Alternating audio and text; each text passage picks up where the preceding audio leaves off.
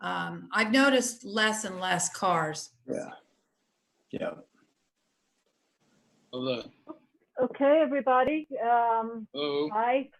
Hello. It's that time again. I guess it is very close to it. Yeah, it's 4 Yeah. o'clock. So everybody to the August meeting of the Humboldt County Association of Governments. This is a virtual meeting, and as the agenda says, there are ways for public comment where you can call 669-900-6833 and enter the meeting ID, which is 861-2061-9451, and then press star on your 9 on your phone in order to speak. That's on the agenda as well. Christy, is that Yes. what you? Yes. Yeah. So those are the instructions. Again, we will be meeting on a virtual basis until further notice, pursuant to Executive Order N29-20. So at that, I'm calling the meeting to order right now. And I'll go to Christy, I think, for the roll call. Thank you. Mayor Winkler, Here. Mayor Jones, Here. Mayor Seaman, Councilmember Smith.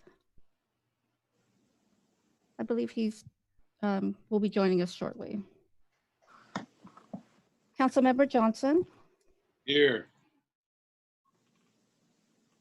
Councilmember Strand, Here. Councilmember West, Here. Supervisor Fennell, Here. Councilmember Patino, Here. Kevin Tucker. Here. Thank you. Okay. Is that it, Christy? That is it. Thank you very much. Sorry, I'm trying to free myself from my mask. I think I'm not going to have anybody come in right now, so we'll see how that goes. So with that, we will now adjourn as the HCOG board and convene as the Policy Advisory Committee. And the Policy Advisory Committee convenes to include representation from Caltrans and HTA. That comes us to our next agenda item, which is public participation. This agenda item is reserved for matters not on the agenda. Do we have anyone online here, Christy, that you know who would like to speak to matters not on the agenda? I don't see any raised hands. No, we do not. Okay, great, thank you. Welcome. So the next thing we're going to do now is go to the meeting record of June 18th. That's the, I hope everybody's had a look at that. Yeah. And I make a motion that we approve the meeting record of June 18th, 2020. I'll second. Jack? thank you, Mayor Jones, and thank you for the seconder. So, all right, that takes us to any public comment. I don't believe there is. Just take a brief moment. Don't see anyone raising their hand. So we'll take a roll call vote on the the meeting minutes, please. Mayor Winkler, Aye. Mayor Jones, Yes. Councilmember Smith, Councilmember Johnson, Yes. Councilmember Strand, Yes. Councilmember West, You know, I'd like to pull something out for consent. I'm sorry I didn't get my voice in before, but I would like to. Yeah, we're not there yet. Oh, I'm sorry, I thought we were on consent. I'm not hearing well. Okay, then yes. thank you. Supervisor Fennell, Yes. Councilmember Patino, Yes. Mr. Tucker. Yes. Thank you. Motion passes. Thank you, Christy. Yes, Jack, very often meeting minutes will be included in the consent agenda, so I understand that confusion there. I just You were looking into the future, and our next item is the consent agenda. And you do want to post something, right? I would like to pull something. I'd like to pull 5A. I have just a simple question about it, but I'd like to pull it. Well, I thank Okay. you for that because I found a mistake I made. So I was going to pull it as well. Thank you. Okie doke. So 5A. Any other items people would like to? Yes, Sue? I'd like to pull 5B. Okay, 5B. All right. Anything else? Anyone else? Okay, so we've got 2 items, A and D. So I'll entertain a motion about the rest of the consent agenda. Should be, All right, I move that we adopt the consent calendar minus items 5A and 5D. I'll second that. thank you. We have a motion and a second. So again, I will, as per process, ask for any public participation. Any comments on the consent agenda? Minus A and D. Okay, seeing none, let's do a roll call again, Christy. Okay. Mayor Winkler, Aye. Mayor Jones, Yes. Councilmember Johnson, Yes. Councilmember Strand, Yes. Councilmember West, Yes. Supervisor Fennell, Yes. Councilmember Patino, Yes. Mr. Tucker. Yes. Thank you. Motion passes. Thank you, Christy. So that brings us now to items removed from the consent calendar, and we begin with item 5A, which is the Coronavirus Aid Relief and Economic Security Act, et cetera, et cetera. So, Jack. Okay. Can I give a brief background on it just real quickly and admit to my mistake that I found?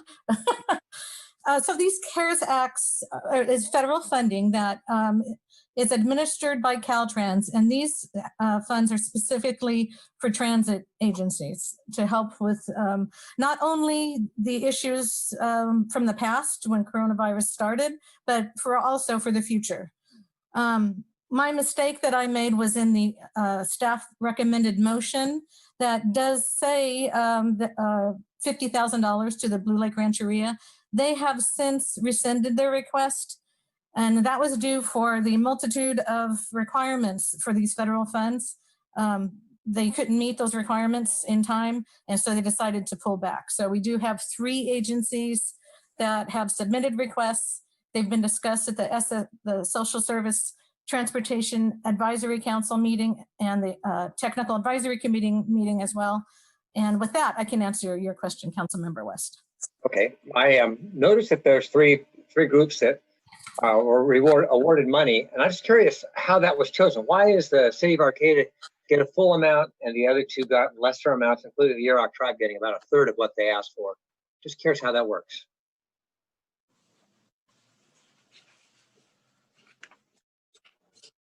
Marcella? I didn't know I wasn't on mute. I was on mute. I'm sorry. So Caltrans did a call for projects. HCOG and then did our regional call for projects. And those agencies are the ones that submitted requests. The requests submitted was more than was available. And the discussion at the SS TAC was that we should focus on operational costs. So the Eureka tribe, in addition to operational costs, they had a request for another vehicle. So that's what was deducted from theirs. The city of Arcata for their transit system, HTA's transit system, and the Eureka tribe is solely for operational funding. That was the deciding factor on how to meet the threshold of the available funding. Yeah. Okay. Okay. I just needed to understand a little bit why that was chosen. Thank you. No problem. I think it's wonderful that you pulled that out, Councilmember West, just so that people understand that. So thank you. Any further comment from the board on this item? Okay. well, I entertain a Can I make a motion. motion? I'll make a motion to approve item number 5A, the consent calendar. I'll Second. second that. Okay, all righty. And we'll just go with the,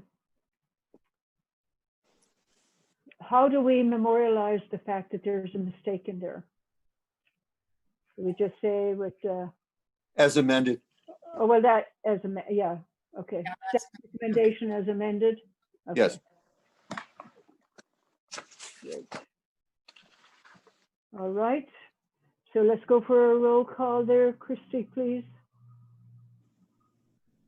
Okay, Mayor Winkler, Aye. Mayor Jones, Yes. Councilmember Johnson, Yes. Councilmember Strand, Yes. Councilmember West, Yes. Supervisor Fennell, Yes, Councilmember Patino, Yes. Mr. Tucker. Yes. Thank you. Motion passes. thank you, Christy. You're really keeping on top of it here. That's great.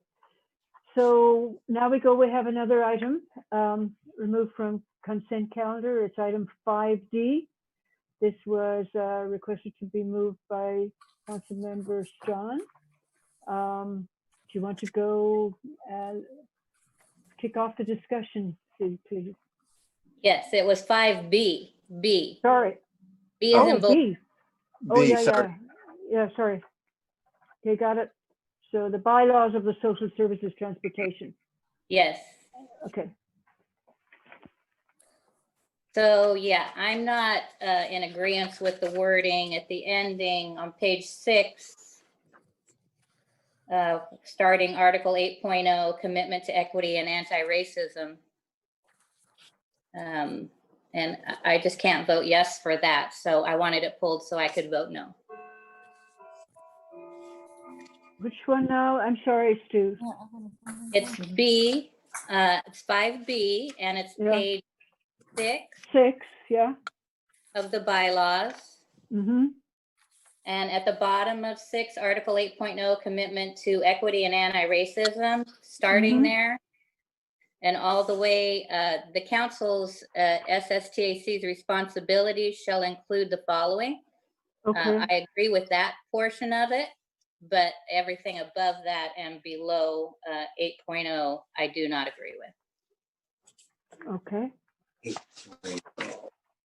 Thank you. Any further discussion on this item?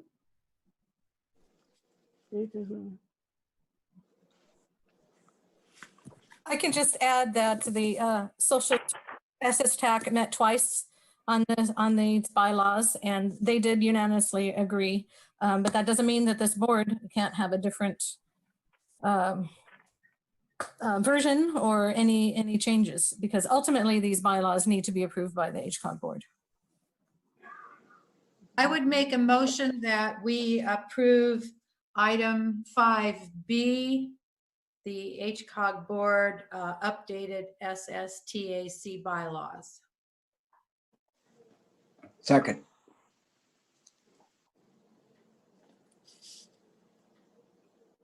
Okay, we have a motion and a second. Any further discussion of this item?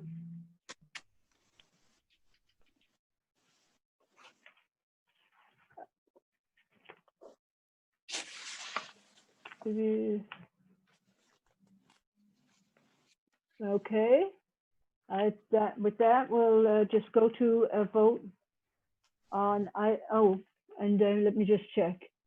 No, I don't think we have any public comment on this either. Can I ask you something just for clarity here, Marcella? So where did this language come from that Sue is concerned about? It was discussed first, I believe, in June, and it was generated by staff. Una Smith is on the call. She was the senior planner. It was actually on a different item, a discussion on the Consolidated Transportation CTSA service authority. No, not service authority. maybe staff, can you help me at CTSA? It was on a different item, and the SS TAC requested that it be put in their bylaws. One point that I found confusing in here is the statement that it says, we acknowledge the foundation of structural racism also causes other transportation inequities for the elderly, people with colored disabilities. That seemed confusing. That, I mean, what I would have been more comfortable with is just say, we acknowledge that the system also causes transportation inequities to elderly people with disabilities and economically disadvantaged, because it seems like those two don't connect well at all.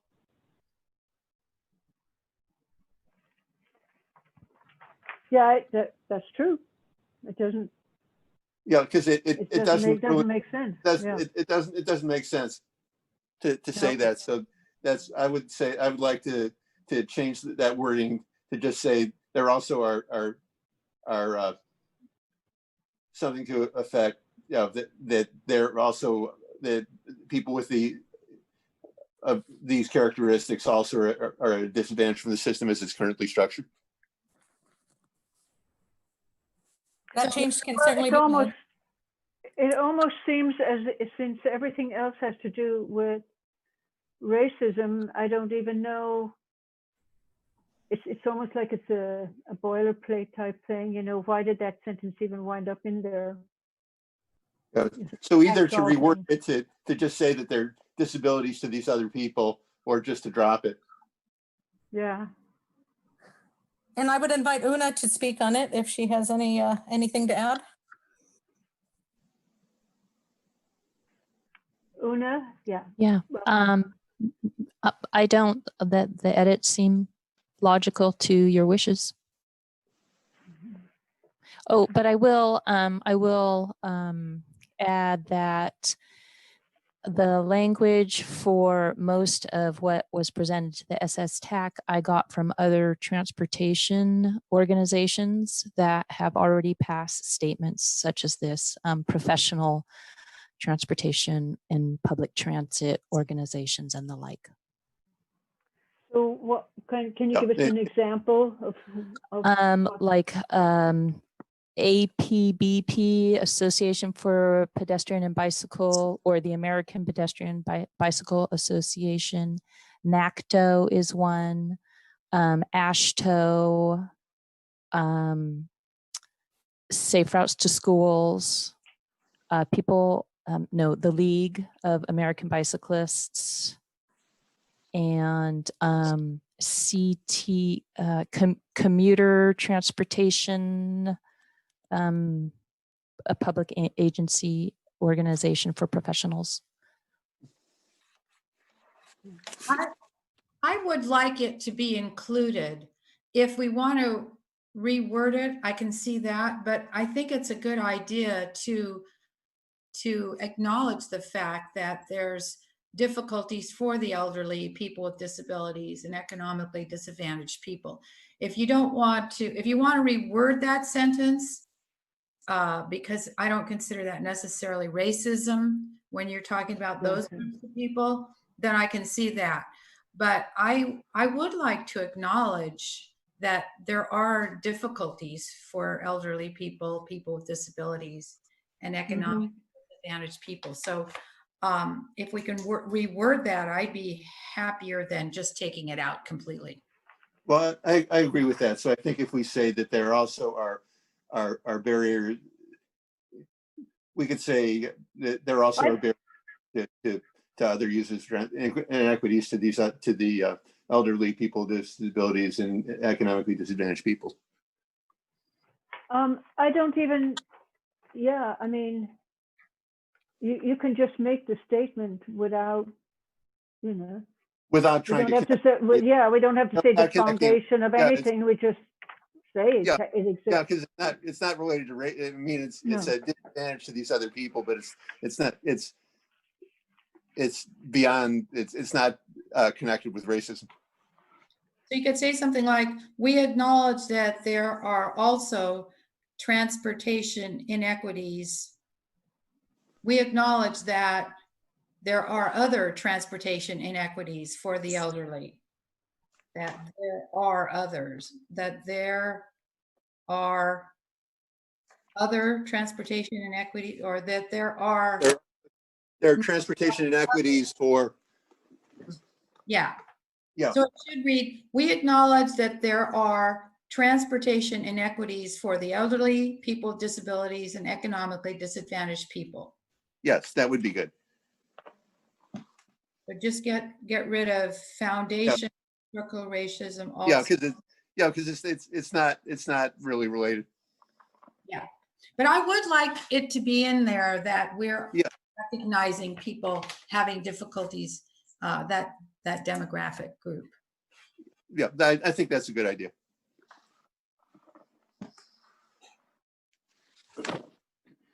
I would make a motion that we, I guess it's already been made, hasn't it?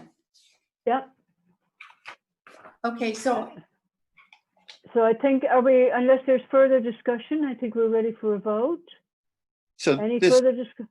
Go ahead. yeah, so this is on the amended resolution there. Mhm. we need 5B.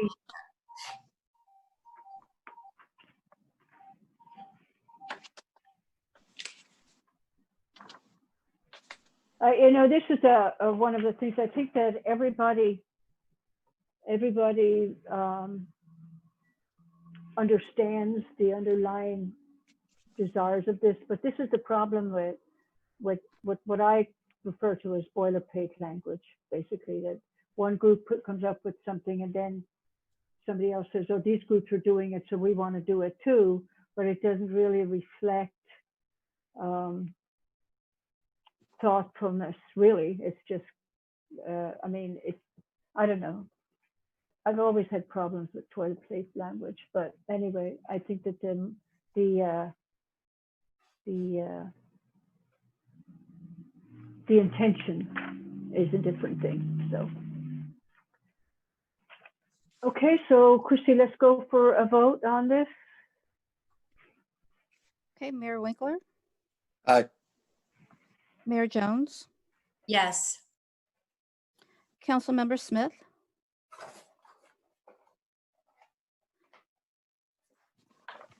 Councilmember Smith,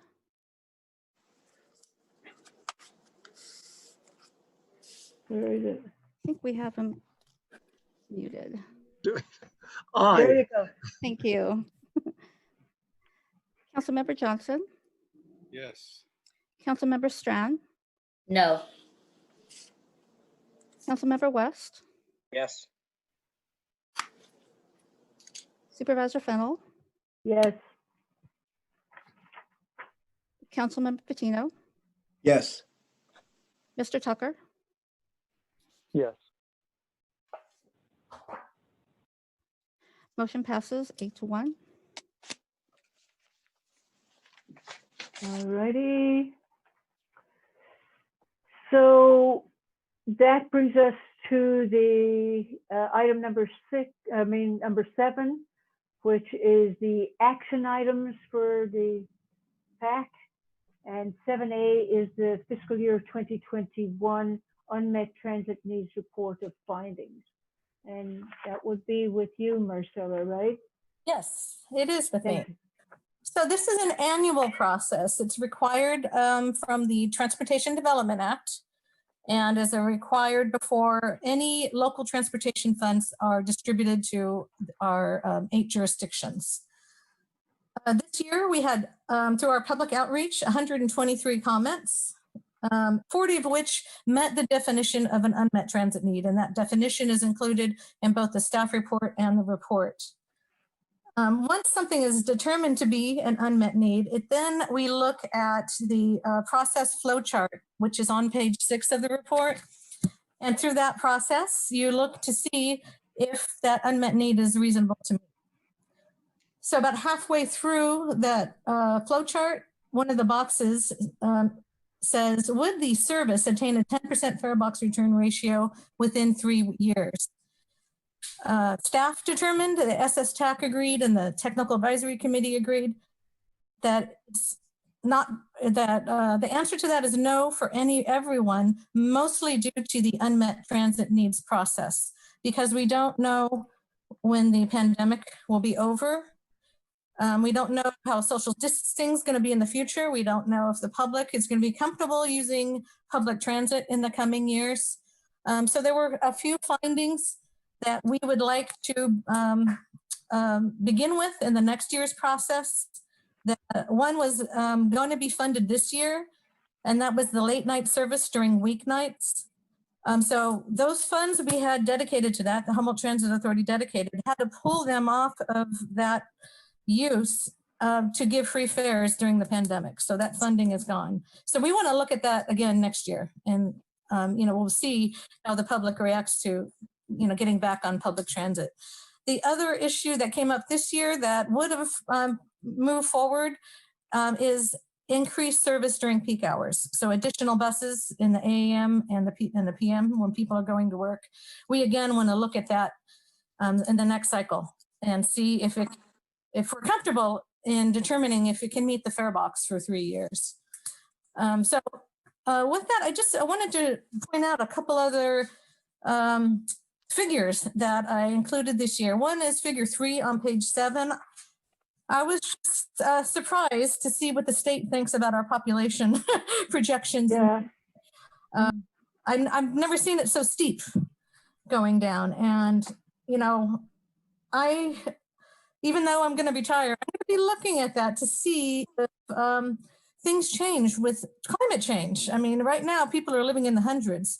Once they figure out how awesome Humboldt is, I would expect more people moving here, but that surely is not in any statistics. But the state sure sees that our population is going to severely decline in the coming years. Well, I want to jump in, Marcella, and I actually agree with you. I would not be surprised at all if we had an uptick. And that's basically because we have the fires that have really decimated, Sonora, Napa, Sonoma. Now we have them down in Santa Cruz as well. We have the new dynamic of people working from home. Yes, exactly. I was going to add that. Telecommuting. And I think that's a really good match for Humboldt, and we're working really hard to get better infrastructure in that regard. And we do have high speed available at least in the corridor, So I know from the county's perspective that we are getting bites from companies interested in relocating to this area, and we'll never become a big metropolis or anything like that, but I don't see things going down at such a precipitous level. They would if we stayed static, which we have been quite a bit, but I don't see that happening. I see there's more interest, and I don't know what the ramifications are for us to take this projection and as gospel, if you will. I guess it's just they'll take another look at it later on, right? Yeah, every year they will give that table gets redone through the Department of Finance. So it might take them a while to catch on. I don't know. Yeah. The 2020 census is going on now, so that's going to be very interesting to see those results. Yeah, that's right. And that's actually another thing that I think is being impacted by the pandemic as well. Is the count going to be accurate? And that's also going to be huge impact to us if we don't reflect the actual population. Yeah, all money is population, unfortunately. Yeah, I was going to mention the census, and then another thing that I first heard from Supervisor Mike Wilson is the term climate refugee. And migration, Yeah, climate migration or climate refugees, whereas the world is heating up and we're seeing higher temperatures in Southern California and the southern areas, that people are migrating north to get away from that. But we will see, and the census should help us on that. Okay, so Well, yeah, we shouldn't go on and on forever, but it's an interesting topic. I will say that. Definitely. And I don't know that the census will help us actually, because that's now, you know what I mean? And it's not being done well. But anyway, let's see. Sorry, Marcella. It just was don't interesting. apologize. No, I'm glad to hear the discussion. The other, graphs or figures I'd like to just talk about briefly are on page 14. And these show the trends of the main sources of transit funding, I would say, not transportation, but transit. So the local transportation fund is based on sales tax. And you'll see that the actual and the estimate, of course, are never right on. And for the last 2 years, the funding that came in was less than we expected. And we get that estimate from our county auditor. But one thing I will note today, I keep track of how much money comes in every month. In July, we got 50,000 more than July of 2019, which was shocking. Today, August came out, $110,000 more than August of 2019. So that's sales tax. I'm not sure if we're going to take a big hit in the coming months, but it was just a little heartening to see.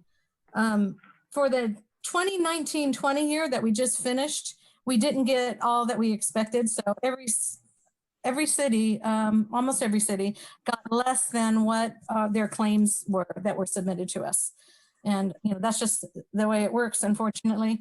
But I know that every city is having severe budget issues. HCOG is spared from that, thankfully, and not just because of this LTF, but our other funding are not going to take any hits. But that sales tax trend so far for this year was just a little ray of sunshine. Figure 9, on the other hand, so this is the state transit assistance funding, and it's based on sales of diesel fuel. So in January, we got an estimate of about 1.5 million. We've already brought a resolution to this board, I think in March or April. We're going to have to be returned to that because we got a revised estimate a week ago that lessened it by $600,000. So we'll go to our transit agencies, to the SS TAC, and discuss, okay, we got some things. So that's going to be not a good conversation, but it will come back to this board as a revised resolution, if not probably in October, so that the SS TAC can meet. And with that, my only other comment was that this year we are doing a transit study for the McKinleyville area. So we will be doing public outreach and looking at the potential success of McKinleyville having its own transit system. So that is kind of exciting. And with that, the SS TAC, as well as the Technical Advisory Committee, have recommended finding that there are no unmet needs that are reasonable to meet, and that is what is recommended for your motion today. And I can answer any questions you have. Okay, does anybody have any questions or comments or questions for Marcella? Oh, one question I have in Arcata, we are doing more frequent reevaluations of the budget because we're expecting that the financial impacts of the COVID pandemic could cause rapid changes in our actual revenue compared with our revenue projections. I wonder if that's something that HCOG should be looking at and doing more frequent evaluations of the financial situation is in this rapidly changing environment. Well, I feel lucky that this came from you, Councilmember Wayne, because the city of Arcata has a savings of over $600,000 from 1920. Most other cities are at zero. All of the money was dispersed, but the city of Arcata hasn't used all theirs. So they're getting the funding that comes in this year, which is enough to meet their current budget. And on top of that, they have, their savings of $600,000 from last year. I do have the understanding that the city's looking at buying a vehicle, so that's the intended use of those funds.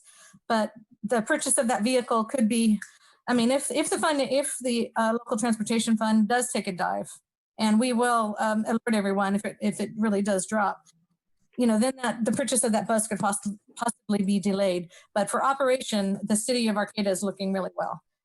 And they just, you know, with your prior approval of the CARES Act, they got another $300,000 that they were not expecting. Mm-hmm. So Arcata's doing good. Everyone else, it's a.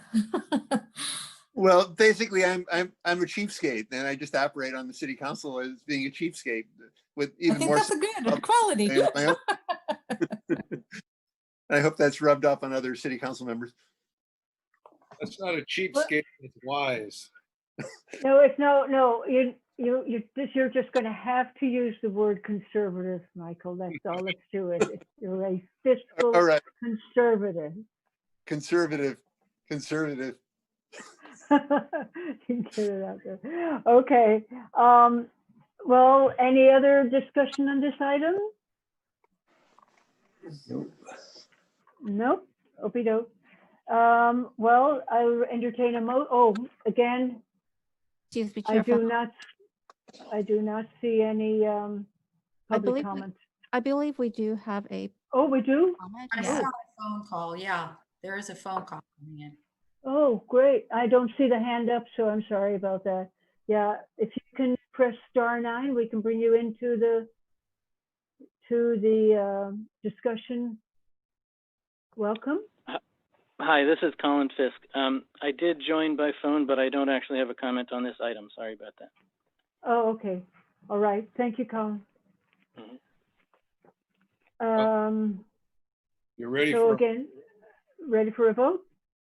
well, I'd say I make a motion that the HCOG board adopt resolution 20-17 approving the fiscal year 2020-21 unmet transit need report of findings, determining that there are no unmet needs that are reasonable to meet.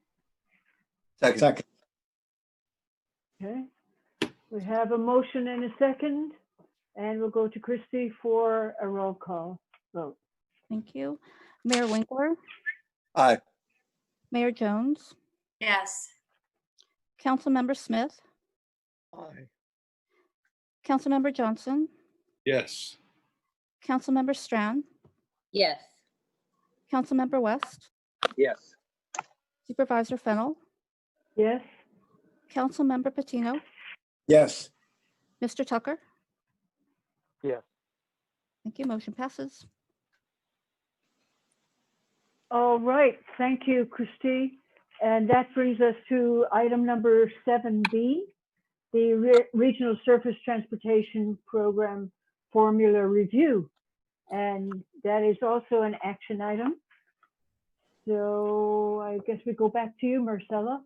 Yes, so this is a follow-up item from the June meeting. In June, this board approved the allocations of 1920 RSTP, the Regional Surface Transportation Program funding. And that funding is based on a formula that has been around since I've been here. And I will say, I was lucky enough to go through our files, and I found the first staff report from 1993 when these funds came to HCOG. So in the past, the urban areas, McKinleyville, Arcata, Fortuna, and Eureka, they received funding directly from the federal government. In 93, it started coming through the regional transportation planning agencies. So if you thought that if you look at the attachment to the 1993 staff report, if you think our formula is confusing now, it's just funny to see how it was back then when it started. So I think it's gotten a little clearer, but it is still based on mostly on those urban areas. We are not required to fund anything, to use the FAU, the Federal Aid Urban Roadways, in any of the formulas, but this has been the way that HCOG has done it since its inception. And I will say that this item was discussed at the Technical Advisory Committee meeting, and it was unanimous to keep the formula as it is. So there was no request to look at anything different. I did provide a little a really high level look at how some agencies do it. I asked a Rural County Task Force to email me, and I can certainly dive deeper into their details of their requests and their formulas. But I did want to get direction from this board. I think I can answer any additional questions, but again, I'm wondering if you want me to keep looking into different alternatives, or so I'll leave it up to the to the board to discuss. Any discussion from the board? No, I'd like to say thank you, Marcella, though, for all of your work on this and giving it a try. I appreciate it. Thank you so much.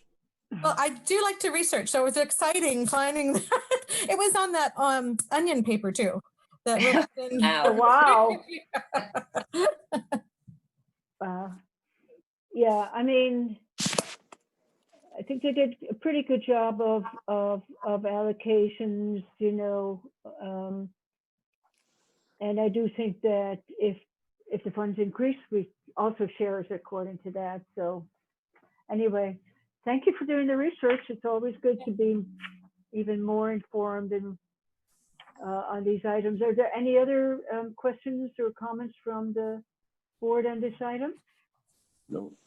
I wanted to make a comment that, you know, seeing other agencies and how they manage these funds, some of the small amounts of funding that some of the agencies get, you know, it may seem critical to get that funding, but when you see, you know, for example, Del Norte County and some of the things that they have done with the funding, when they pool it together and then as a group make decisions about projects that are critical for the region, you know, there's opportunity to at least have some discussion about, you know, what are some of the priorities for the region? Is there an opportunity to align some of this funding with some of the priorities for the regional transportation plan? I know that's the next item, but you know, when you're measuring the performance of whether the region is meeting some of its goals, I think, you know, this is one of those discretionary funding sources where, you know, you could be, even of existing projects, you could be looking at existing projects and saying, you know, are they contributing towards meeting some of the goals within the plan? And, you know, if there's even, as an example, in Del Norte County, there have been some emergencies that have come up, and they use RSTP funds to help, you know, meet funding gaps, or, you know, if there's a bad culvert or something that needs to be replaced and there just isn't any other funding available, you know, that's something that is critical in those situations. Thank you, Kevin. Any further comments? Kind of follow up Kevin's comment. There has been for probably the last 6 or 8 years a regional pooling so to get economy of scale on some maintenance projects, specifically an accelerated cure slurry, which can buy time until some STIP funds or something becomes available. And that has been a big boon where the county, Arcata, Eureka, Fortuna, Riadel, I think Trinidad was in on it once, and did some projects in McKinleyville with their road assessment district. So pooling of at least jobs, if not resources, can get economy of scale cost benefits that we've actually seen happen. So now, whether RSTP funds individually for each agency is appropriate, that's for them to decide. But just a general pooling of, you already know you're going to do something, see what everybody else is doing, and maybe we can get paving, slurry, rubberized asphalt project. You don't know, you know, something like that. Okay. So are we now deciding that we're going to stay with the same Formula. formula of how we have been allocating money? Is that what we've decided? Because I can't remember who it was that had wanted to look at that again. It was Sue. It was Sue. Raise your hand. Oh, okay, Yeah, okay, all right. So, so that seems to satisfy your questions about that, Sue. yeah, right. Okay, any public comment on this item?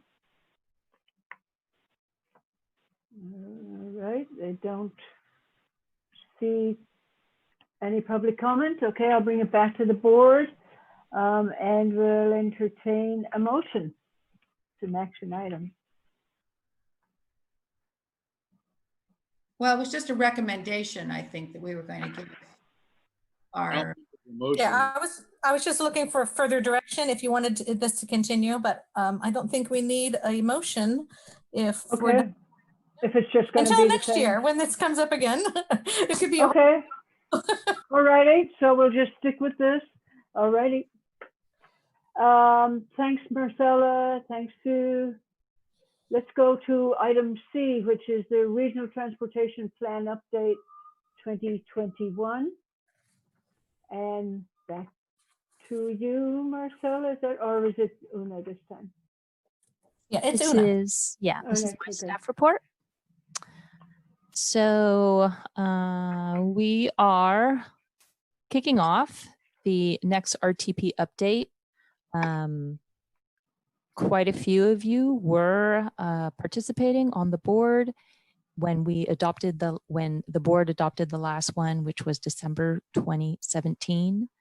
And right now is the perfect time to hear from the board about any direction you want to give staff for the changes that have happened in the last 4 years, and possible ways to respond to the different priorities that are even coming down from the State Department of Transportation and from the governor's office and such. So in the staff report, I cover a couple of areas that will help us proceed with collecting information and also starting our public engagement. The big questions to the board are about performance measures and having the RTP update process be a avenue for perhaps finding targets that you want to put in the RTP. And also my question is if there are any particular areas about transportation that you are interested to hear from our stakeholders, from our communities at large, as we go out and hit the pavement and try and hear from as many folks as we can about how our system is working for them right now. So in the staff report, I brought forward the Governor Newsom's Executive Order N1919, which is his order that all state agencies redouble efforts for reducing greenhouse gas emissions. And I offered that just to frame the discussion. The executive order directed the CalSTA, the State Transportation Agency, to put down on paper some strategies that then state agencies will follow as their goals for reducing greenhouse gas emissions. So I reproduced that in the staff report as discussion points. If any of those resonated with the board, I think those would be good things to discuss, either in terms of making new policies or using them as new objectives or ideas for targets, to see if the RTP is actually fulfilling the goals set out. Because as I cover in the staff report, we do have performance measures for almost all of our elements, definitely all the elements that are required by state law. We just have never gotten direction because it's not mandated through the state or at this point for any of our funding to collect the data and report on these targets, not for rural counties, because it's an acknowledgement about how hard these this data is to get. But the state's also beginning to acknowledge that it may be hard, but fighting greenhouse gas emissions is also really hard. So they are both at the state and the federal level, as I'm sure you all know through your jobs, there's more and more emphasis on performance measures. And so we do have performance measures, as I was saying, in all the elements. We just don't collect any of that data, and we don't actually have any targets in the regional transportation plan. But that is something that the board might want to consider having staff work on for the update.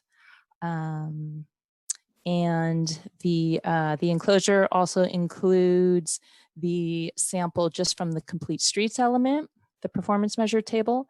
And then also I gave you an enclosure that has just every major goal from every element, which is every chapter in the RTP. These are things that they're hard to decide, especially I think in this virtual manner. So also if you have preferences about in the future as we go through this RTP update, your choices of how you want this discussed, what kind of information you want that will help facilitate your discussion and of that nature, please let me know.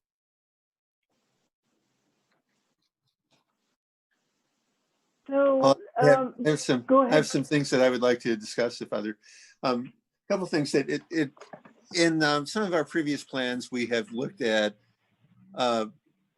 reducing the use of larger vehicles and going to more situations in which transportation is available on demand to connect with the fixed route vehicles.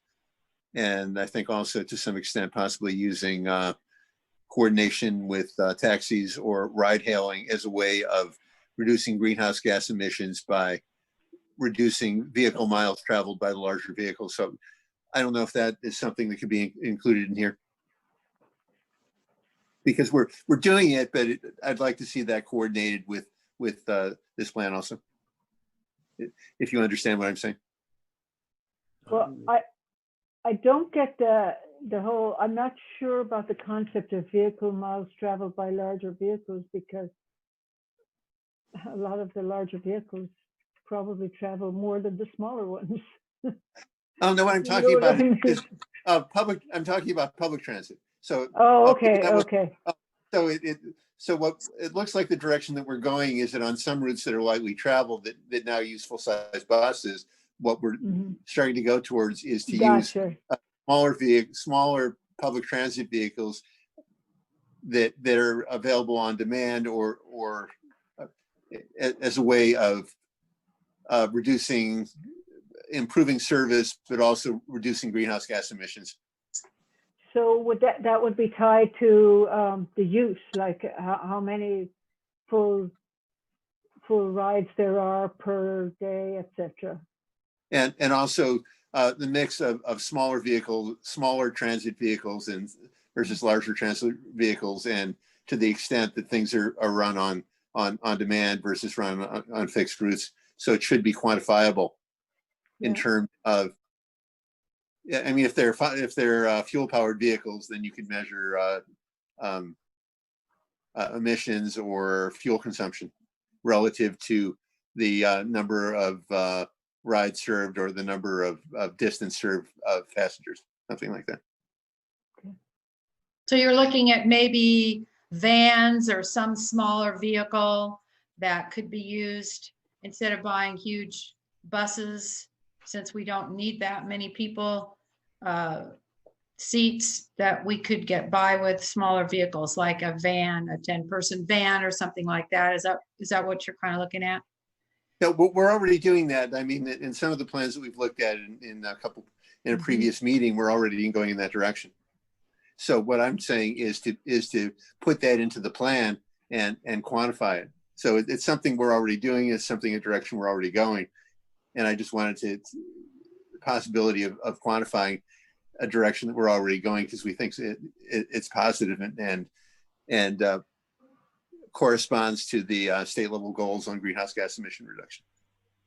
I think that's the approach that you're making, Michael, and that's, if we're going to invest time and money, let's quantify the data and make it available to put into the next edition of the RTP as a performance measure. So yes, that's the point that I'm making is what you said. And I think that it's already in use on the old Arcata Road mobility on demand study or test run. So we got something to measure. We should have something to measure anyways. Any further thoughts on? The other thing that I saw in terms of greenhouse gas reduction is, as we're going to, the state plan talks about greater use of zero emission vehicles. And one of the things that can happen is that the batteries in vehicles could potentially be used interactively with the output of things like offshore wind turbine installations to get to be able to absorb excess production that would otherwise be unusable. And so it's called vehicle to grid. And so that's one possibility that could also be included in what we're doing as we start introducing electric buses, for instance, to be able to use them in a way that coordinates with our local renewable energy sources.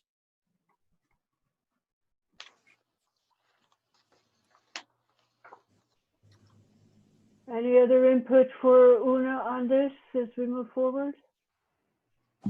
I was going to make a comment that, when setting performance measures, I think it's good to think about targets. And, well, if you got to be working towards something.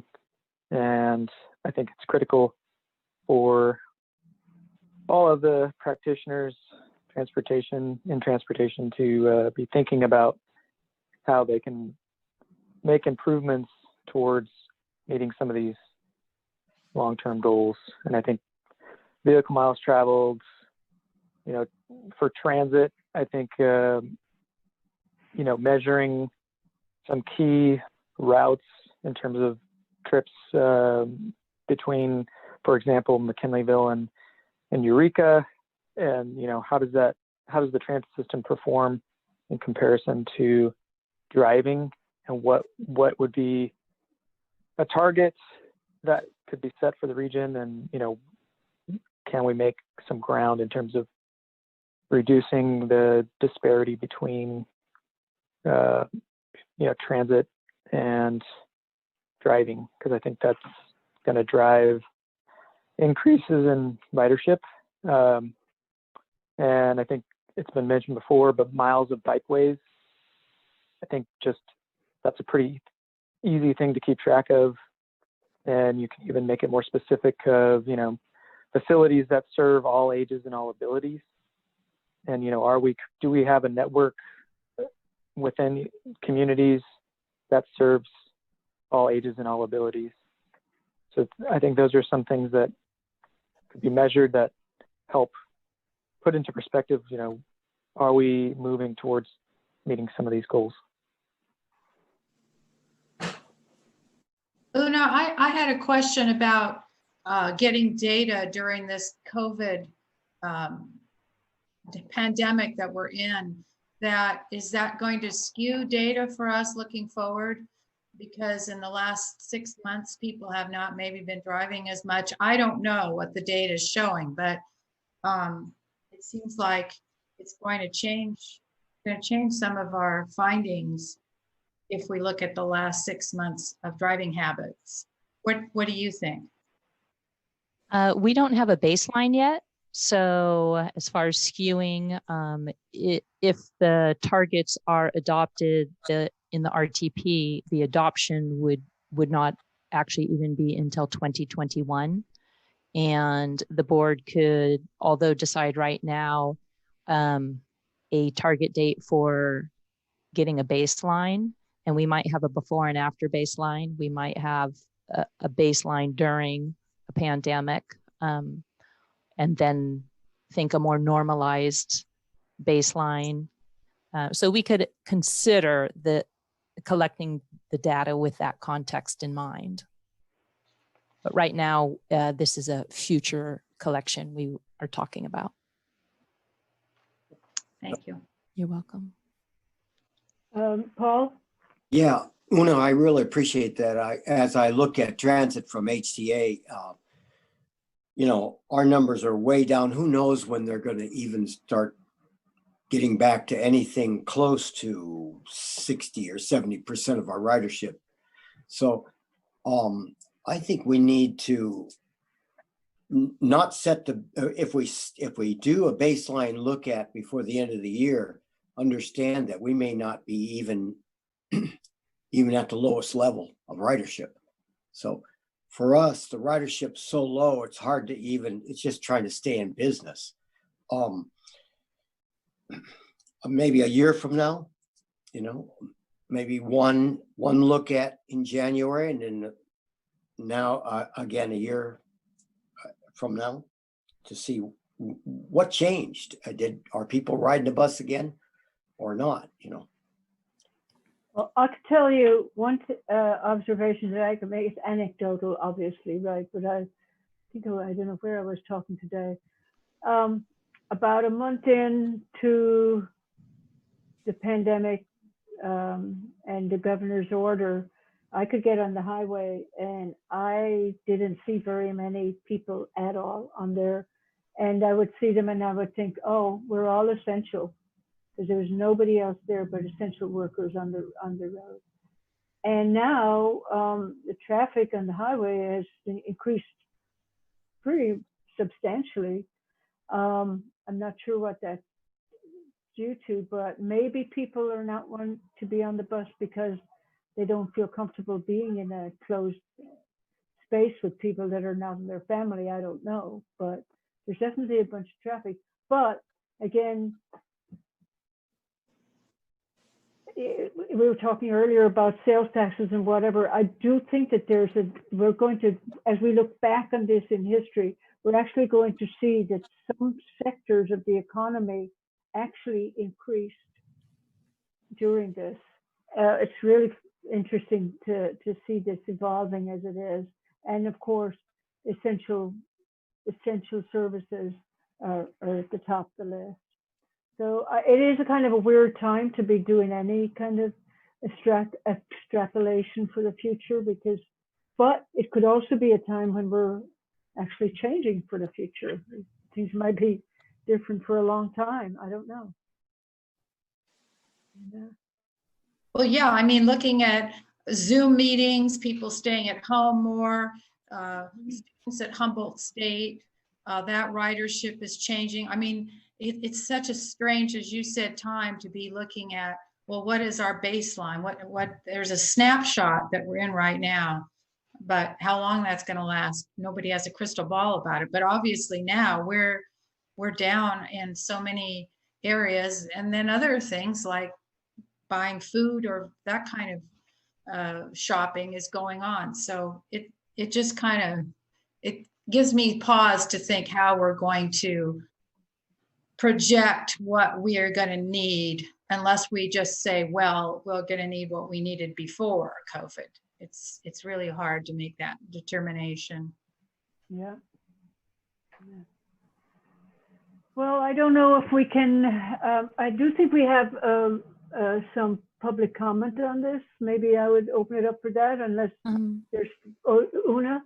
Yeah, before that, I just wanted to get a little more input in context of what Councilmember Winkler brought up. Oh yeah. So one potential performance measure to collect would be a change in vehicle miles traveled on the bus routes, and then somehow have that compared to reduction in car miles, if we could even get that kind of data. But collecting the data aside, what is the board's take on then if, for example, more mobility on demand transit is preferred as a method for reducing greenhouse gas?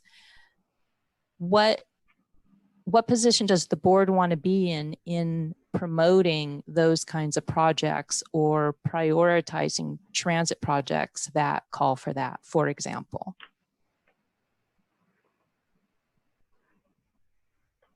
Because at this point, we don't use any of those kinds of criteria for choosing what to fund. And the mobility on demand was really a self-starter thing that HCOG did. So everything we're doing would be from direction to go get grant funding. And even our mobility on demand scenario that was proposed from the consultant for the whole line was not something that locally the board thought would work at this time for our system. Mhm. Well, three metrics that I can think of. One is the number of riders served. The second one would be greenhouse gas emissions, and the third one would be cost. And how those relate with different choices, with different mixes of traditional heavy fixed route vehicles versus the a system that includes more smaller vehicles, or one that uses on demand to a greater extent, and to compare those mixtures with different balances of types of vehicles and types of routes. And as far as affecting that outcome, what can staff do to prepare things for the board?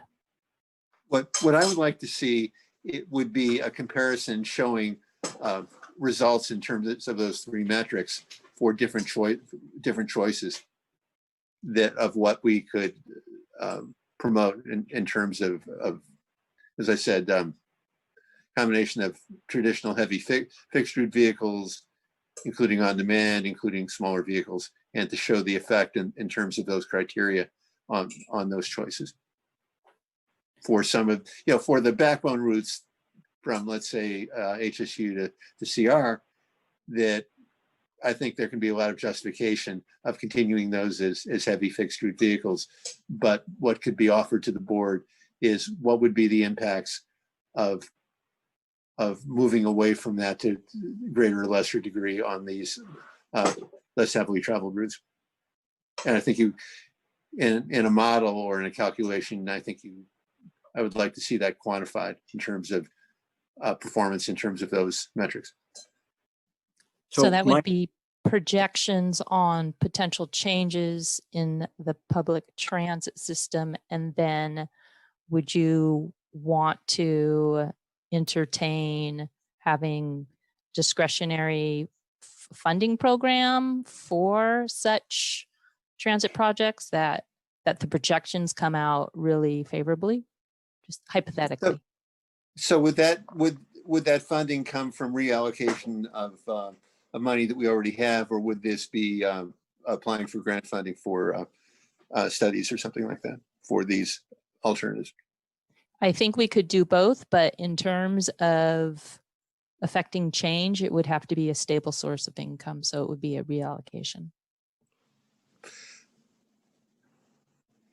Michael, Una, when I'm trying to digest what you're all talking about, I don't see right now us making a big change on McKinleyville to Fortuna or HSU to CR. No. Because what we have is a bus that handles that. But what's been happening in the bus building industry is the big, large buses that are battery powered their range is so limited that what I think we should be doing is concentrating on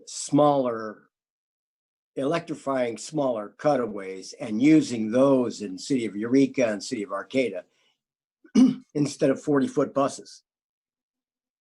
So there are companies now focusing on the smaller cutaway coach and electrifying them, and the price for those is, a percentage of what the big bus is, and we may be able to get 2 of those for the cost of a big bus, and that get rid of the gas or the diesel using large bus.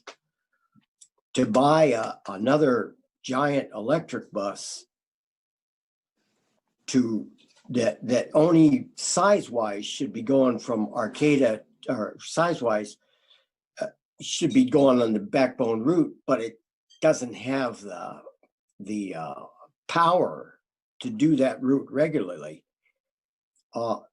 I think we need to focus. I'm getting lost here, but I think we need to focus on smaller, like you say, electric vehicles for Eureka, city of Arcata, and possibly now city of McKinleyville, and only have the big bus go city to city. And maybe the battery packs will get better so that they can be a little more efficient at that. So yeah, I definitely, in my way of thinking, yeah, get the big buses out of the cities and use electrified only cutaways so we can meet up with the greenhouse gas goals or zero emissions. How are the hybrid buses performing versus the other ones as far as reduction in greenhouse gases? I would say my experience with the hybrid bus, we got them in the mid 2000s, and we expected them to cut the diesel fuel usage in half. Well, it really didn't come out that way. And the hybrids, like a Prius or any other kind of hybrid, mostly get their recharging on braking. So if you're driving between Eureka and Arcata on a freeway, you're not braking. You're just using up those batteries. So really the hybrids, and now the fully electric, battery electric buses, it looks like their range is limited enough for the near future that they should be city central kind of buses. Well, it should be interesting because the state goal is to take all heavy duty Class 8 trucks and turn them electric by like 2040 or something. Well, there are ways of doing that, but it probably, to get range, they'd probably have to add hydrogen fuel cells, do some real interesting things to get the range so that you don't use fuel, don't use diesel or gas.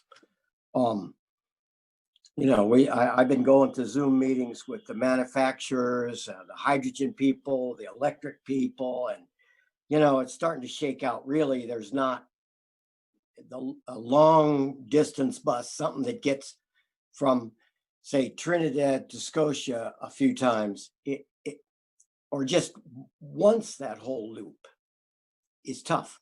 And they're expensive and they're big.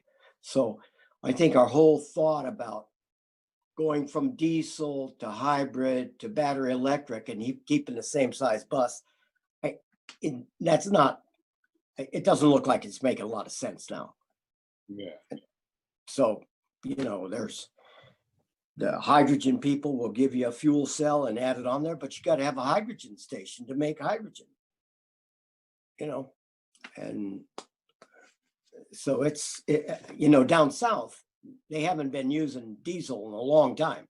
They've been using compressed natural gas, but they want to go away from that. So maybe they'll figure something out before we have to.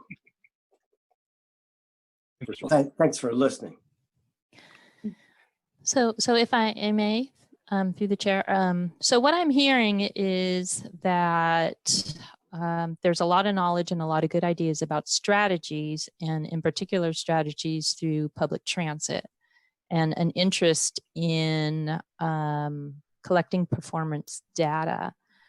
Also, I, for the record, want to explicitly acknowledge that HCOG does not serve the functions of HTA or any of the cities, Arcata and Eureka, who decide what their transit projects are going to be. So the board should think about that relationship if these are the kinds of strategies you want enacted. We have such policies in the RTP, and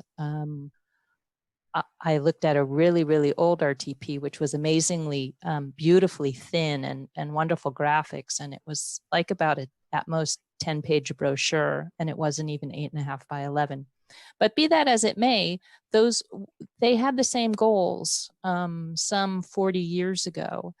I'm not sure that the outcomes have changed. So it's really difficult to understand what is HCOG's role in having those policies on the books, but then actually what is the action to in the board and the agency's authority to actually push forward. So is there any value, would you say, Una, in there being further discussion, as in maybe an ad hoc committee or something to work with you to tease out what direction? I think that might, logistically be one of the most effective ways. And I might even be able to get an outside consultant who could help facilitate that. We got a grant with surplus RPA money to help with the more data-driven and public outreach side of this project. Okay. Any further discussion before I open it up for public comment? Okay, let's go. I have two hands up here. One is the last four numbers are 5603, and the other is 2466. So let's go with 5603, and can you let them in, Christy? Thank you. Hi, that's me. Yes, this is Colin Fisk. Can you hear me? Yes. Hi, Colin. Great. Hi, Chair Fennell and board members. As you know, I am with the Coalition for Responsible Transportation Priorities. And I just want to say, first of all, that I'm really grateful that the board and staff were so receptive to the comments at the last board meeting about the need to establish specific targets for tackling the climate crisis. As Una had reviewed for you, the current RTP already addresses the climate crisis and establishes qualitative goals as well as objectives and indicators and performance measures.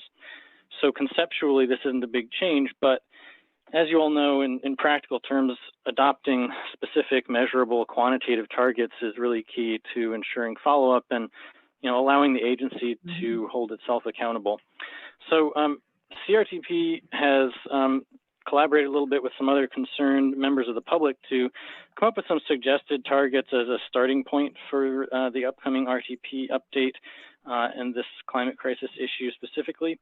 So I'm going to review those, and I don't expect you to absorb all of the numbers as I read them, but I wanted you to know that we spent quite a bit of time looking at what is necessary for reducing greenhouse gas emissions in line with state goals, as well as what may be feasible in Humboldt County, and we plan to relay these to staff so they can consider them further. So the suggested goals are, first, to increase the percentage of all trips made by walking, biking, micromobility, matched rides, or transit, so in other words, non-single occupancy vehicle modes, to at least 30% by 2030 and 40% by 2050. To reduce VMT per capita by at least 30% by 2030 and 40% by 2050. To provide electric vehicle charging stations serving at least 25% of public and private off-street parking spaces, which accommodate long-term parking by 2025 and serving 50% of those spaces by 2050.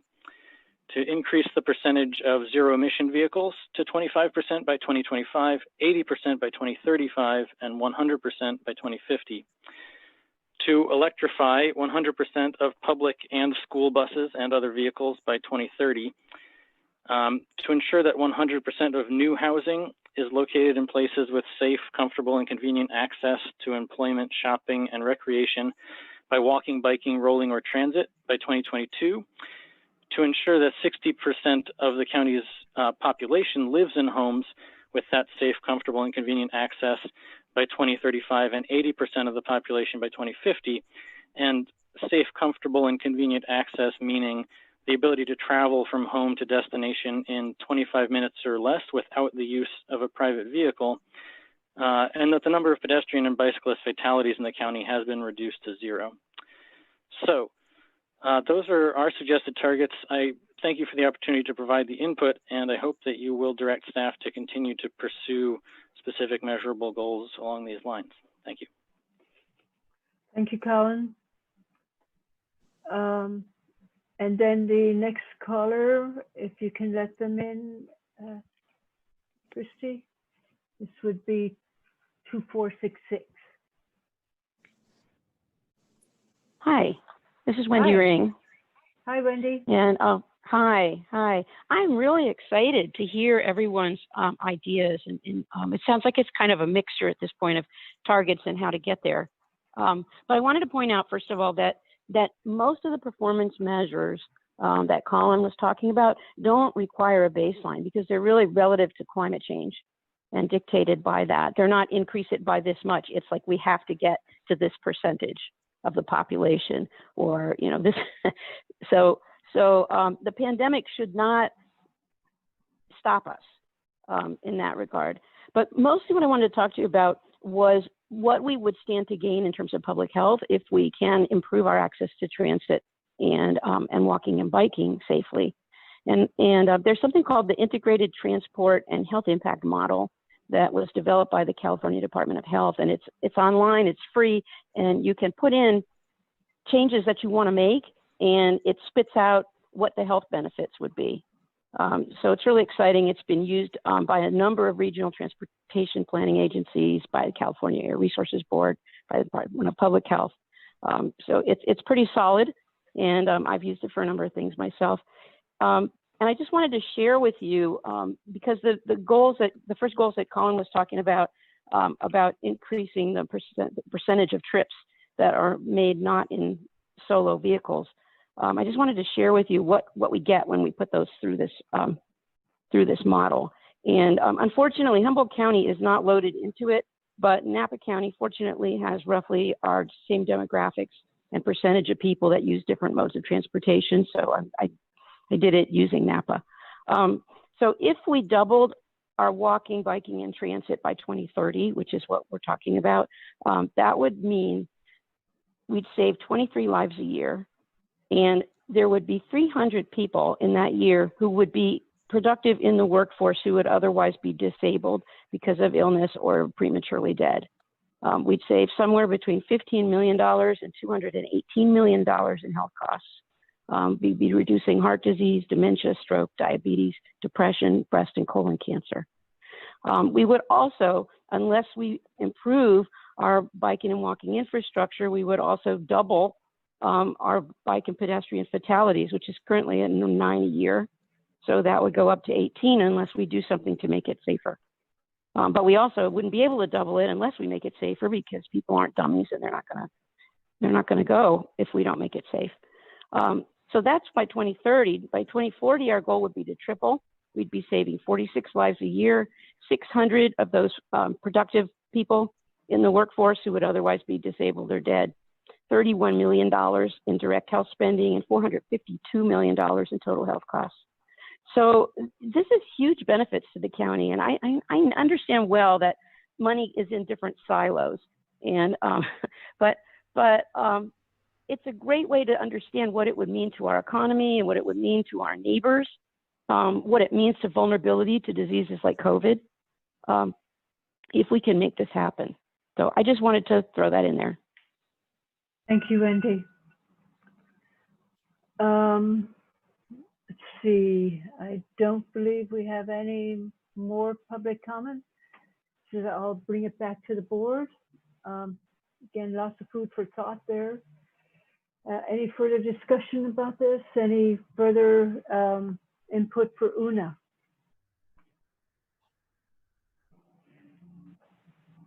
Okay. Do you want to wrap up any thoughts you might have, Una, based on our discussion? So what I've heard is some concrete examples of performance measures in regards to public transit. Oops, I'm sorry, my alarm just went off.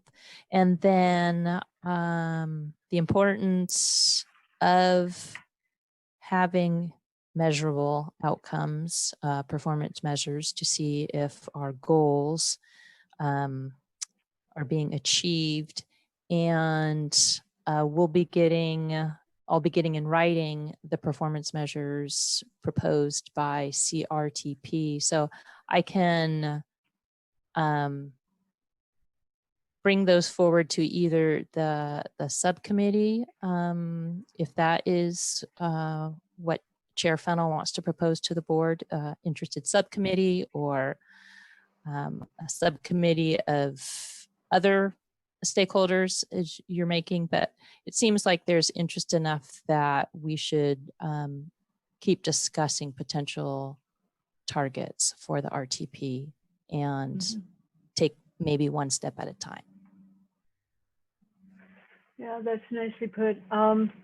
Yeah, I wouldn't say a subcommittee. I'd more be like an ad hoc committee, you know. Yes, that's what I meant. Sorry. Yeah.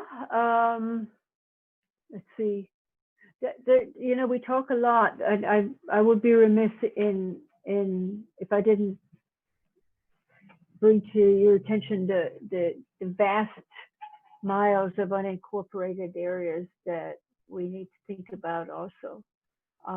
And you know, I don't know, I think the COVID experience is actually going to result in more people wanting to be in less urbanized areas. And I think that that's something to think about in terms of, you know, how do you move forward with your local hamlet or etc. So I don't know quite how to put my head around that right now, but I do think it's something we need to stay conscious of. And because this is an old model, it may very well become a really old model faster than we think. You know, I mean, we're seeing right now, San Francisco is beginning to empty out a little bit. Same is true for New York. So thinking along those lines, that, you know, not to blind ourselves to how human nature is going to respond to things like those fires that they're dealing with, etc.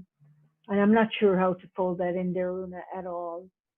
But I think it's something we should think of, especially given the makeup of our county. This is not really a very urbanized county. It's very rural and spread out. So not sure how to go about that. So is there any interest in the board of any from anyone to be on an ad hoc committee to talk with Una about this? You want to bring it back for, if you guys want to think about it and bring it back to the next meeting? I would volunteer to be on an ad hoc committee. Okay, Michael. Anyone else? I would also volunteer, Kevin Tucker. Oh, great. Okay, good. So we've got two. That's a nice size subcommittee. I might jump in on you guys once in a while, but just to kind of try to ask you to see if you can address what I'm thinking about. But great. Could we, So, Estelle, it's Paul. Could we allow anybody else from HCOG, like Susan Seaman or who else couldn't be here today?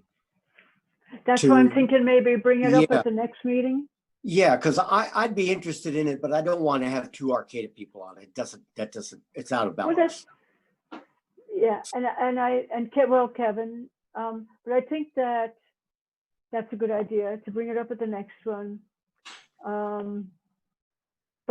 But know that that's the direction we're moving in. Good, thank you. Okay.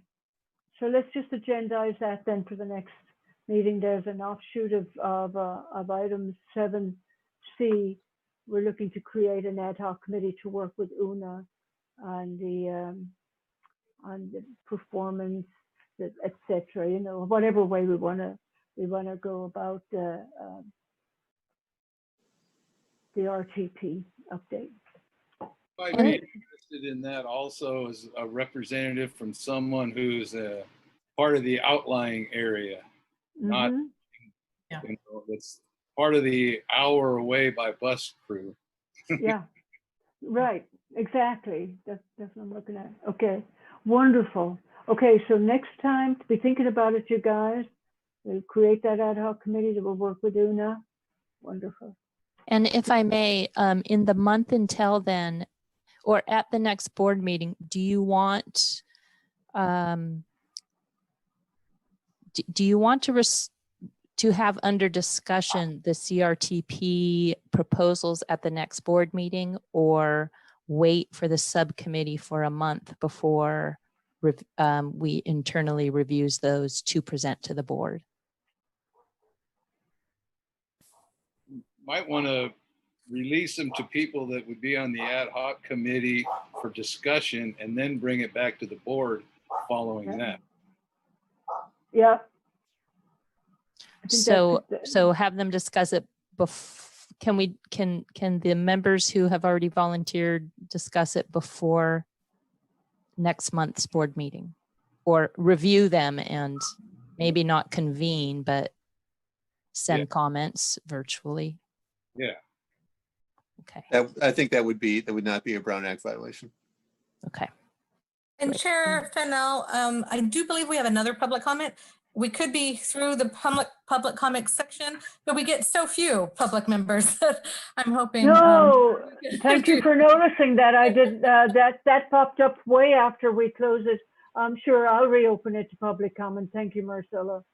This is a number ending in 0920. So, Christy, if you can open that line, please.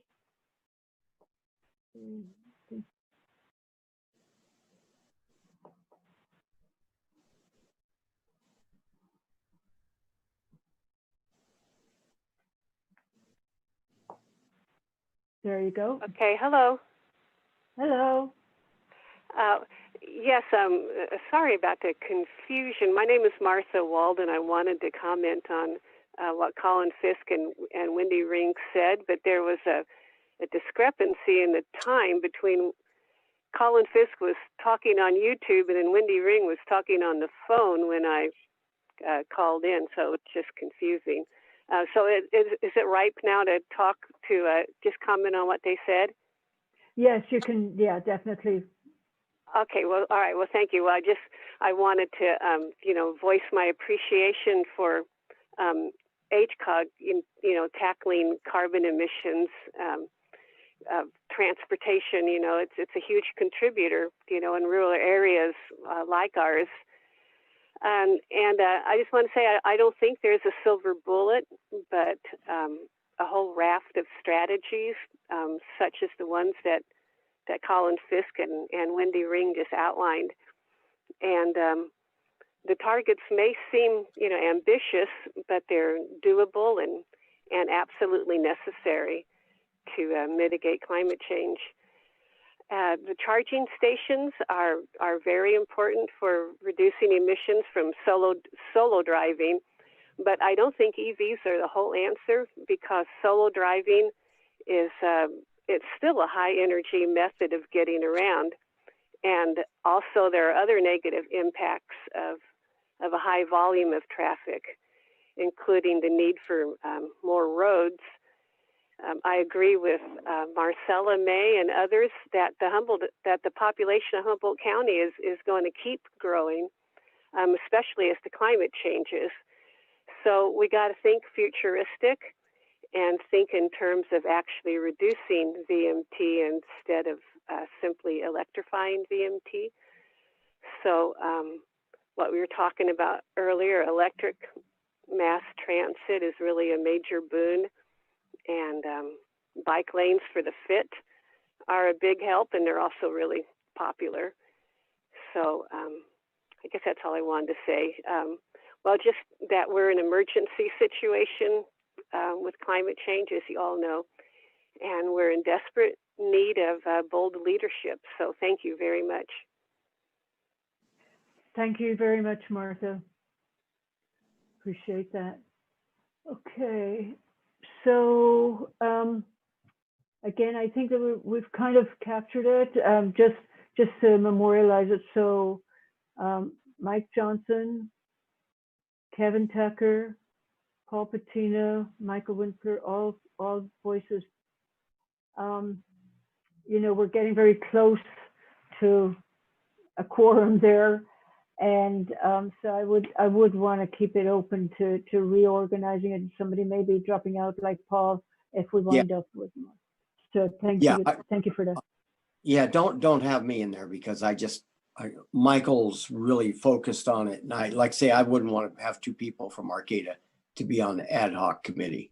So if you could pull me off. Thank you. Thank you, Paul. Great. And so we talked about the CRTP, and you guys may be talking a little bit about that before our next meeting as well. Okay, great. Well, that's a good discussion. I don't know that we need a motion on this. I think we've got clarification from Una that she understands what we're talking about.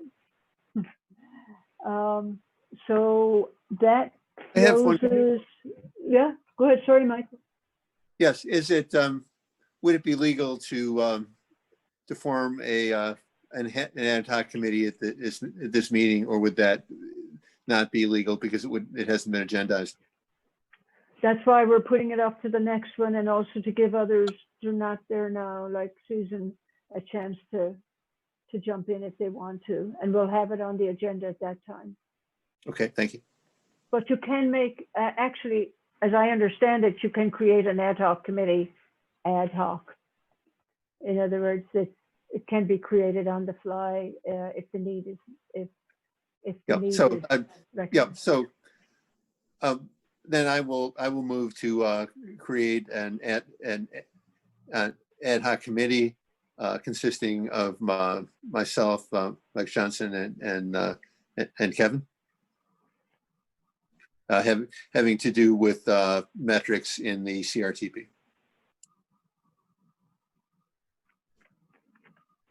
I'd second that. Okay, we've got a second on that. And if we want to bring further in, we'll do that at the next one as well. Okay, let's have a vote on that then. Christy, please. Okay, Mayor Winkler, Aye. Mayor Jones. Yes.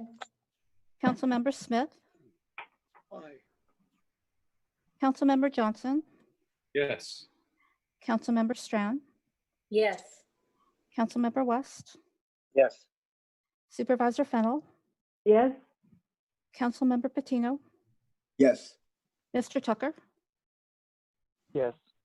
Thank you. Motion passes.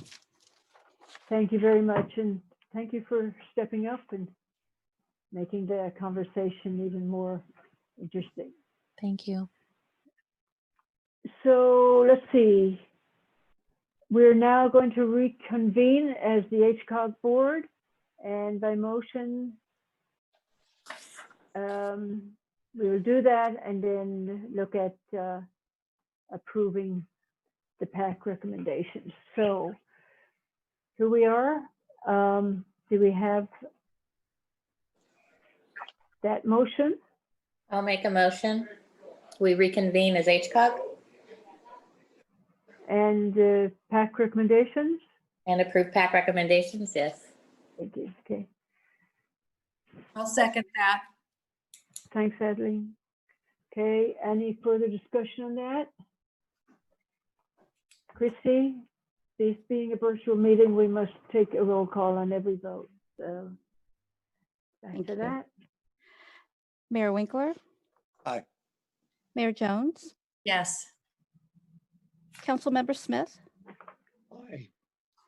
Councilmember Johnson, Yes. Councilmember Strand, Yes. Councilmember West, Yes. Supervisor Fennel, Yes, motion passes. thank you, Christy. Now we go to item 8A, which is a reclassification and compensation increase for the senior planner position. Yeah, this is Marcella's item.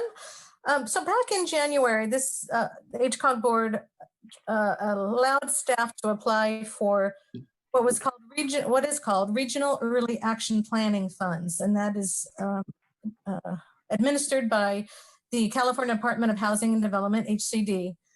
One of those tasks in the scope of work was to do a reclassification for the senior planner position.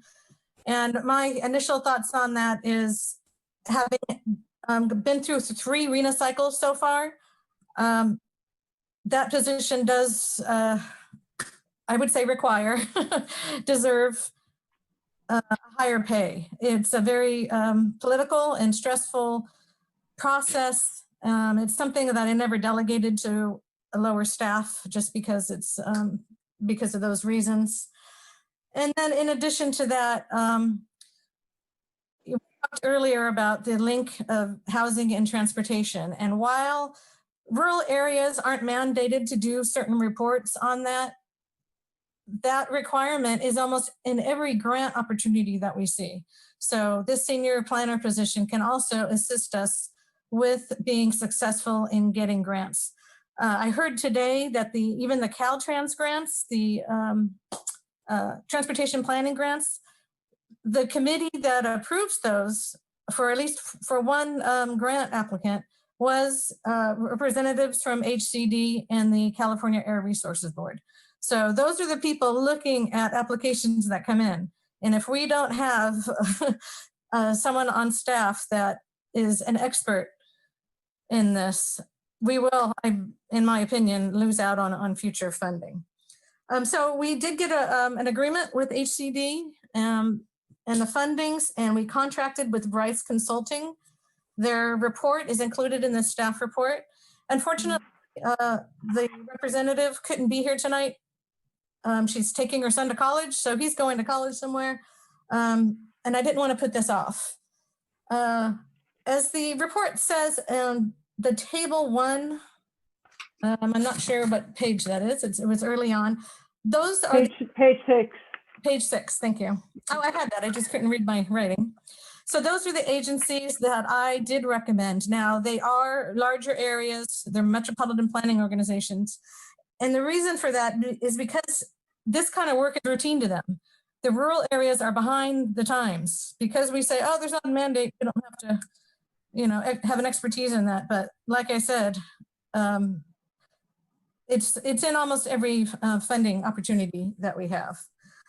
The consultant on page 10 has a recommendation, and hopefully you had an opportunity to read the report, that her recommendation is an increase with a maximum of 10%. That would be reasonable. And I took into consideration the size of the other agencies, their budgets, and their cost of living. So my recommendation is 7%.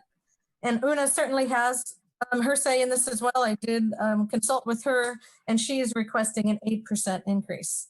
So with that, I can answer any questions. The only other thing I wanted to discuss that is not in the motion is I do think that a class and comp study for the remaining positions is warranted.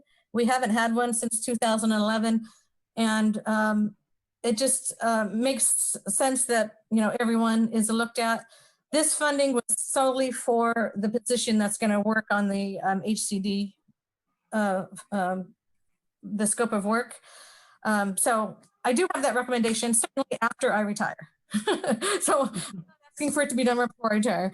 But just with the other planning positions we're going to hire, and with the fiscal officer and the executive assistant, it seems to me, it makes sense. So I will just add that as an optional addition to the motion. And with that, I can answer any questions that you have. Okay, any questions for Marcella on this item?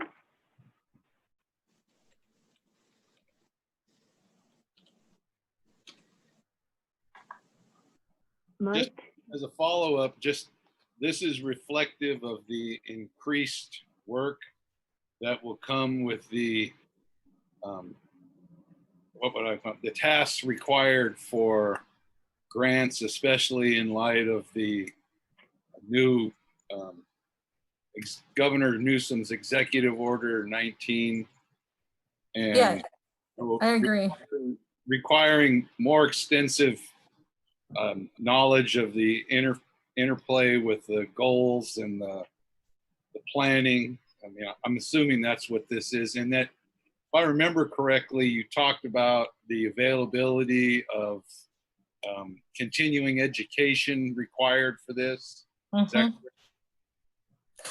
Yes, absolutely. And I will say that with Executive Order 1919, so the follow-up to that is an action plan that the state is working on now. So they have reached out to rural areas and they expect to have a draft action plan out by October with a final approval in February of next year.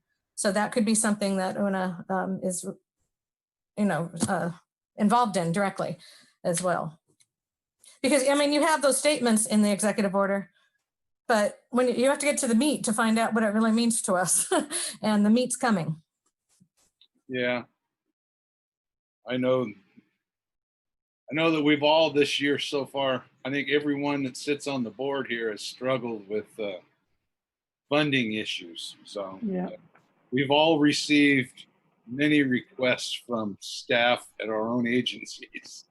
So Yeah, I will say that HCOG budget, we're not looking at a decrease because our rural planning funding that we get from Caltrans is going to stay the same. Our PPM money that we get through the STIP, we get what we asked for. And with the other part of funding that we have is the local transportation fund, and that comes off the top. So we don't expect any decrease in that. We have been very successful in grants, and that's what we want to keep being successful at. And this position would certainly help us with that. So basically, also, I mean, just for clarification, a lot of the times when you're working on those grants, we're working on funding agencies, they're basically billed for the work, right? It's not. Yes. It's not the same as dealing with county employees or city employees. It's a different kind of a situation.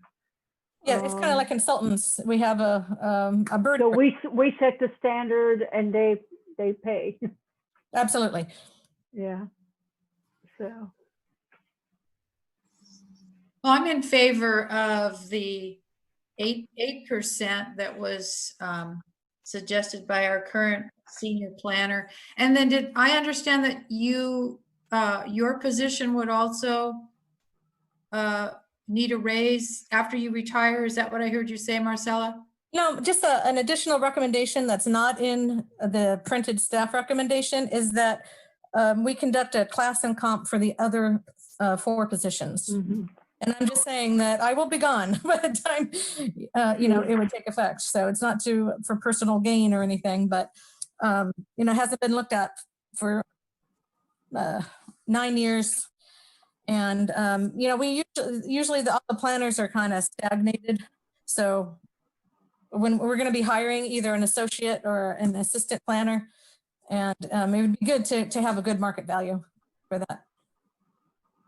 So we need to look at the pay scale then. We need to look at the. I recommend a consultant, do the work. Okay. Yeah. Okay. So consultant though wanted a 10% increase. Is that correct? The consultant recommended a maximum of 10%. Okay. The board can certainly do 10%. You can do more. The board can do whatever it wants. Well, it looks like there's a lot of additional responsibilities here that have added. So, and they're very difficult responsibilities. Yeah, exactly. Yeah. I mean, to me, it may be worth the 10%, just because this is a lot of responsibility. And it would be hard to find somebody to replace who we have. Absolutely. Well, I'm not to be, well, let's see what Michael thinks about it, our fiscal conservative, but I think it seems. Well, I think the main thing is, do we feel that there's a pool that we can draw on locally, or do we have to recruit outside the area, so that if we have to be comparable, if we're recruiting out, if we're expecting to be recruiting primarily outside the area, then we have to be competitive with salaries in other areas, where if we feel like we can recruit locally, then we have to be competitive in the local labor market. So that would be a consideration in this case, I think. Mm-hmm. And we don't really know. Any other thoughts? So that we have two suggestions. We have 8% and 10%. Nobody is going with the suggestion of 7% so far. Any other thoughts? We haven't heard a word from you, Robin, today. How do you feel? I'm going to poll you guys, actually. You're too quiet. I've been very attentive, and my sense is that as I hear the responsibilities and read the responsibilities enumerated, I think we should be looking at the higher end, either 9 or 10%, because of the load on this person. Thank you. How about you, Jack? I agree that we probably should be putting up a pretty high amount, but I also think we ought to be very careful about how we spend our money. And I think that 8% sounds pretty good to me. Paul? You know, I'm in the pack. I don't think I get to say stuff on this. Oh, sorry. Okay. Yeah. Thank you for reminding me of that. Paul does not get to vote, but he can be part of it. And if you open it up to the public, Paul can speak. So we've got 2 8s and 2, and then the 9 or 10. How about you, Mike? Being a fiscal conservative, I would say the 8%, and then only if we find that we're not getting able to recruit people at that salary would I say, should we consider raising it to 10. How about you, Mike Johnson? Well, I was going back over the job description again, and my eye was drawn to serves as media contact for the association, writes press releases, and responds to requests from the media.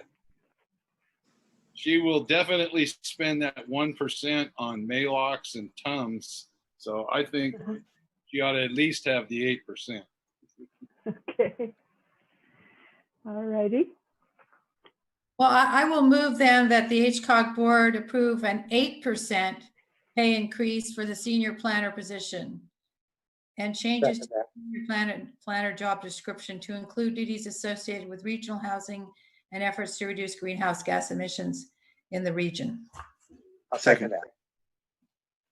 Okay, we have a motion in the second. Any further discussion? Una? I'll just let Michael Winkler know from his comment about the outside applicants, just from what we know from when we hired for the assistant and associate planner. And even when I was temporary, but then the senior planner position became permanent, we didn't receive local applications from what I recall. I know for the assistant and associate, it was all people outside. And also what happened was our 2 top candidates, when we called back to schedule interviews with them, they both pulled out. So just to let you know the very recent history of our recruitment. Thank you, Una. Robin? I'm just going to speak from my personal experience here. When we were trying to recruit physicians to our small group of doctors and nurse practitioners down in Fortuna and Ferndale, it became very clear very quickly that as soon as you reach for someone with a higher degree, you know, of a friend trying to recruit a CPA for his business, you have to start to think a little higher. So that's, since I suspected that what Una has just confirmed, that we were going to have to reach out of the area, I would just reiterate that the 9 or 10%, I think, is, you know, a much more sensible way to begin. You certainly don't want to have your offer out there for too long, because then you get that effect of, oh my God, they've been advertising forever, so there must be something wrong with this job. So closure quickly is another aspect of the deal here. Okay. Let's see. Do we have any public comment on this item? There is no public comment. Thank you, Christy. Patino, you can speak if you'd like as a public member. Yeah, just so you know, I really think along the lines of Robin, but I at this point, I think the 8% is probably, in Michael's conservative view, okay with me. So thank you. Thanks, Paul. Okay, bring it back to the board, and Christy, let's have a vote on the item before us, the 8% increase. Okay, Mayor Winkler, Aye. Mayor Jones, Yes. Councilmember Smith, No. Councilmember Johnson, Yes. Councilmember Strand, Yes. Councilmember West, Yes. Supervisor Fennell. Yes. Okay, motion passes 6-1. Thank you very much, Christy. And thank you to everybody for that discussion. So let's see, we're on to item number 9, which is HCOG staff and PAC member reports. So this is reserved for matters that members of the PAC and staff may wish to present. Do we want to go with Caltrans report on 101 Corridor project first?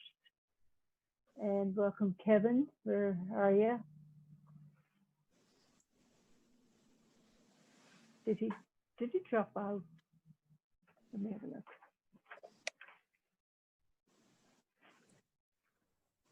Christy, it looks like Kevin's on the phone. Do we need to unmute him? Yes. Oh, he was. Oh, okay, thank you. Can you hear me Sorry now? about that. Oh, there he is. I see him now. Hi, Kevin. Hi. So yeah, unfortunately, I lost my video feed and it muted me automatically. So Oh, okay. I am here, and we have so for the Eureka Arcata corridor project, you'll see a lot of work going on in the corridor right now. A few things to mention: the Samoa Wetland Mitigation project was awarded to Steelhead Constructors based out of Reading. Construction is planned to begin in September. For the Indianola undercrossing and the half signal project, design is still ongoing. The team is working toward a draft set of plans within the next couple of months. As mentioned prior, the construction method for the approached fill embankments will utilize a column-supported embankment in order to mitigate the settlement period of soft soils and yield a construction time frame of 3 to 4 years, which is reduced in comparison to the original 6 seasons of construction. The project is on schedule and it is design should be completed by February of 2021, with construction starting in the summer of 2021. So that's the update for the Eureka Arcata corridor. I have one thing to add. First is hallelujah for the construction date. Secondly, in 2019, when we found out we had no money in the STIP, we didn't program any of our projects. We were 5.6 million in the hole. Since that time, we did get our allocation for this year, which was about 3.4 million. That was expected. But we also got an additional 1.8 million for the pre-construction costs for the interchange project. So there was programmed more than was needed. So that money automatically cut down our deficit. So instead of being 5.6 million from last year, next year we will be at 500,000 in the red. Now, Jeff reported previously that the bid amounts came in less and that we should be seeing that money come back in. And I'm hoping that that is approved in October at the California Transportation Commission meeting. You know, normally once you get your allocation, if a bid comes in low, you don't get the money back. But I think Caltrans is working some magic. And because the mitigation was part of the larger project, I am certainly hoping that we'll see that additional. So we could be in the black next year, and hopefully we'll find out in October if that happens. So it's a good day to celebrate. Thank you, Marcella. That's great. I'd like to hear some good news. And that's been in the works too, so kudos to everybody involved. Yeah, since 2001, the funds yeah. program. I had a question about the 101 corridor. It's just because it's on the top of my head. I don't think it really has much to play in terms of the planning, but we have new tsunami risk maps coming out, and I don't know that they would really be anything different for you to deal with than sea level rise, but is that anything that might come up in the planning area, Kevin? Tsunami, tsunami. You know, with tsunamis, there's earthquakes, and the design of the structures incorporate measures for earthquakes. Tsunamis is, it's kind of a temporary phenomena, and so most planning related to tsunamis is evacuation, and so there's a lot of smart people that are working on developing plans to tell you whether you're in the tsunami zone and then help you to figure out where to go if you're there. Yeah, and I'll just add, it was already my assumption that's already in the tsunami zone, but I can check the new maps because I did see that those came out to see if there's any difference. Oh yeah, it's already in the tsunami zone. That's what I think. Without me really seeing it in writing. It is. I will look into that. It's definitely in it. I don't know enough about the dynamics of tsunami, except that I know that if it goes further in, it's then there's more inundation at the point that it's at right now. So but I don't know that it would really make a change. As Kevin said, it's kind of a transitory thing, and you're dealing more with the earthquake. But of course, tsunami can come from somewhere else across the ring of fire. Okay, that was just a side thing. So on to the last chance grade. Yeah, so last chance grade, the geotech phase 2B is something I've mentioned at previous meetings. The coastal development permit is in hand and on target to start this last phase of geotech this September. And just as a reminder, that is the most complex geotech drilling for the project, where they have to fly the rigs in on helicopters, some of the more remote areas of last chance grade, some of the more sensitive. So they use helicopters to avoid some of those more sensitive areas. And it's notable that there was no opposition, no controversy to this geotech work, which speaks to the success of Caltrans engaging with the community on the project and the community support for the project.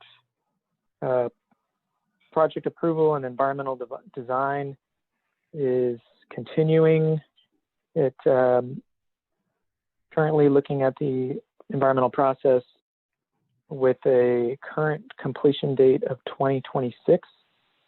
They're currently looking at opportunities to accelerate the schedule based on the possibility of eliminating some of the alternatives or some of the studies required through the process. And the next step within the schedule is to screen the alternatives based on some of this preliminary information that's been gathered, to try to reduce the number and length of alternatives to save time and money.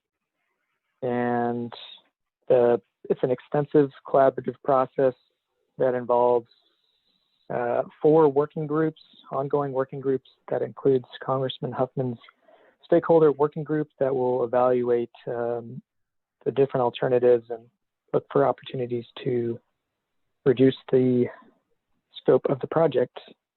So following the screening of the alternatives in early 2021, there will be a full list of environmental and engineering studies in order to develop the environmental document, which is the next step in the process.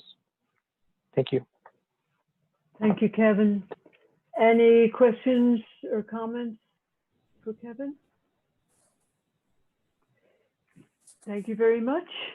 And last but not least, we have our informational report on the safety corridor supplemental patrols. Right. And So we have a few months to catch up on. Yeah. There were no patrols. Yeah. I'm sorry for interrupting. No, Marcella, it's fine. I'm just saying lots of interesting data there. Yeah, so there were no patrols in April due to COVID.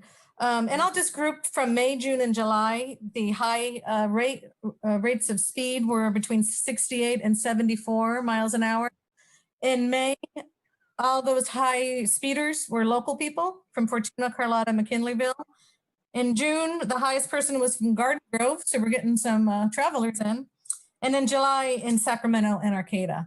I do get reports on the arrests and things. Someone was arrested with heroin possession, and Sergeant Whitmer joked a comment that someone else had marijuana, and he said, it's just what world we live in now. You get a ticket for that.